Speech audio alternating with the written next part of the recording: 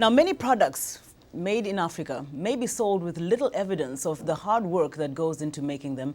Here in Washington, visitors to the annual Smithsonian Folklife Festival, now ongoing, got a first-hand look at what it takes to make shea butter and baskets literally from scratch. Yes, it's not easy. You need strength so that you can do it. A crowd has gathered under the shea butter tent where Gladys Sala Petey of Ghana is demonstrating the process of converting hard-shelled shea nuts to the soft buttery substance known as shea butter, used to soften skin among other uses. You must work hard. You know how to make this thing, it's hard for us. Lilian Lekada from Kenya, sitting on the opposite side with her group, also draws a crowd of onlookers eager to learn the complicated weaving process of making baskets. Both processes laborious, the women explain. First thing, you cut the doom pump, you go and dry it. After dry it, you put in the hot water. After putting to the hot water, and then you put this thing. So you continue to weave it. From the fresh in the bush, you bring it. Today you boil, you dry it. 3 days, you can crack and remove it from the shells. Then from the shells, you dry it 3 days. You can fry, you can grind, and you get the foam and boil it and get the shea butter. The women from Damongo in northern Ghana and the Samburu women from northern Kenya were invited by Peace Corps to share the culture and products of their countries at the 44th annual Smithsonian Folklife Festival in Washington. Rahama Wright, a former Peace Corps volunteer, established the first cooperative for women shea butter producers during her time in Mali. She founded her non-profit Yeleen International in 2005 to help market the women's products. Up until now, there's been a lack of visibility of shea producers in the U.S. marketplace. And so what we're trying to do today is educate people about the importance of women's work, African women's work in shea butter, as well as the importance of supporting shea products that come directly from women in Africa. Gladys Sala Petey is the vice president of the Christian Mothers Association. She says she started seeing real profits about 2 years ago due to funding from the U.S. African Development Foundation and Yeleen, which markets the products. She says she hopes her visit to Washington will help expand her business. So that's why we are here, so that we give our stories to people. That maybe some don't know how to use it. They see how we are doing it. They see how the shea butter is. They will like it. And that is where we get more markets in Ghana, so you can support Ghana women. Lilian Lekada says she and her group were inspired after seeing the profits an elderly woman was making from selling baskets. She's part of a 279-member basket weaving group of women called the Ngurunit Basket Weavers. She says though they can make money from basket weaving, their semi-nomadic pastoral lifestyle makes it a part-time activity.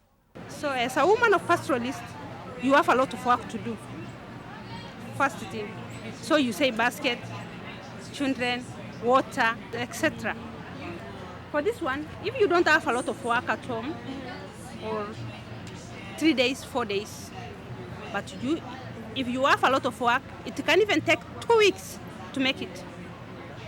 The elaborate and colorful dress and accessories of the Samburu people, closely related to the Maasai, is certainly part of the attraction to the basket weavers here. But Lekada says what they wear explains who they are. This is our culture, normal culture. Yeah, every woman of Samburu have it. Especially those who are traditional like me. This one, this one, and this one. Show that I'm married. Okay. Yeah, all of us we are married. The products being made by the Kenyan and Ghanaian women are all being sold by the Smithsonian at the festival. Rahama Wright says for shea butter, there are many choices. Natural handmade soaps, body butters, and body balms. Well, we're pleased now to have with us in the studio today Rahama Wright, founder of Shea Yeleen International, and Gladys Sala Petey, vice president of the Christian Mothers Association. We profiled them both in the story we just ran, and they're going to talk a little bit more about shea butter and how it has become a means of sustenance for a lot of women in Africa. So thank you so much, ladies, for being with us today. Thank you for having us. I want to start off with you, Rahama, in terms of why you felt it was so important that Gladys and her group be in Washington during this particular time. It's so important. Having the women here is essentially the personification of Yeleen's mission. We're trying to bring visibility for shea producers. One of the things that's happened over the last decade, now that shea butter has become really popular, is that we see products, but we don't see the women behind the shea products. And so by having them here, we're showing a human face to shea production, and we're showing that that human face is women in Africa. So, Ms. Gladys, Sala, Petey, how has your experience been in Washington? The reception to the shea butter that you work so hard, it looks like, to produce? Yeah, yes, happy about it because I've never seen it, how they use the shea butter to produce the body cream, the black soap, and the soap itself. So when we came and saw it, we are so grateful and happy about the whole issue. And you said that you were hoping that this will really try to boost the interest, expand the market. You want more people to be buying shea products so that it can continue helping you and your family and, of course, members of your organization. Yes, it's true, because if we don't share the stories, if you don't share the stories, what happens? If we don't process the shea butter to show you people and to share the stories with you people, we cannot get more market. But if we share with you people, then we get more market, can help us.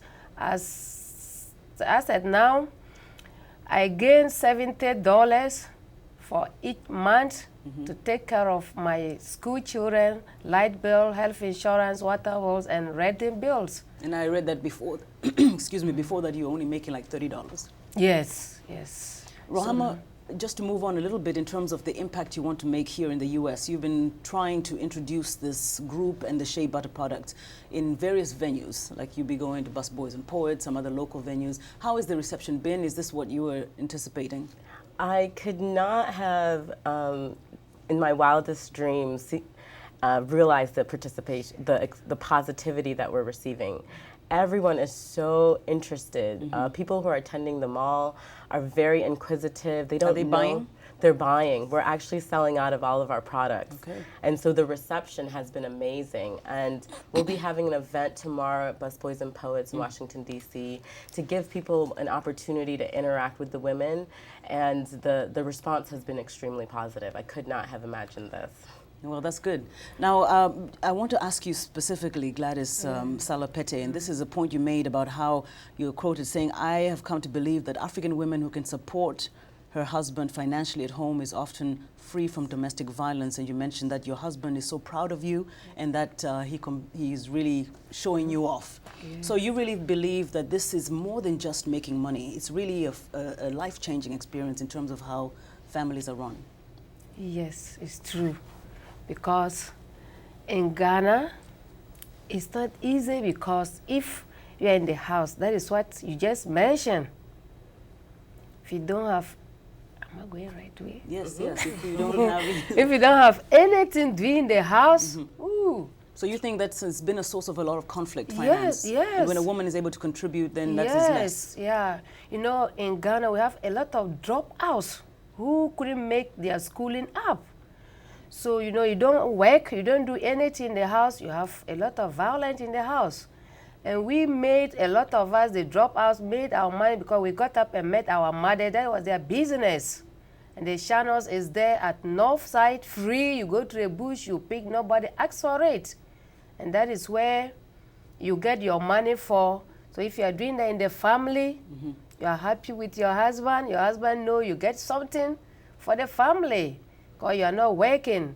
You won't sit, do this, buy me this, that, buy me this. He will not be happy. And that is why we are happy doing the shea butter, picking up channels and doing our shea butter. So that our family, we and our husbands, children will be happy. You are helping the money in the house. Now, Rahama, obviously, you're more than just in Ghana. You started off with your cooperative in Mali. Where else is Shea Butter operating, and which other groups in Africa is it helping? Yeah, Shea Butter is found in 16 African countries, and we work in Ghana, Mali, and Burkina Faso. And ultimately, what we want to be able to do is work in all countries. Because well, we've got now another one country that's just been added to the list, South Sudan, and we wish you all the best. We're out of time, but I really wish you all the best, and thank you. Thank you. Well, and that is our show for today. Thank you so much for joining us today. Please be sure to join us again tomorrow. Good night.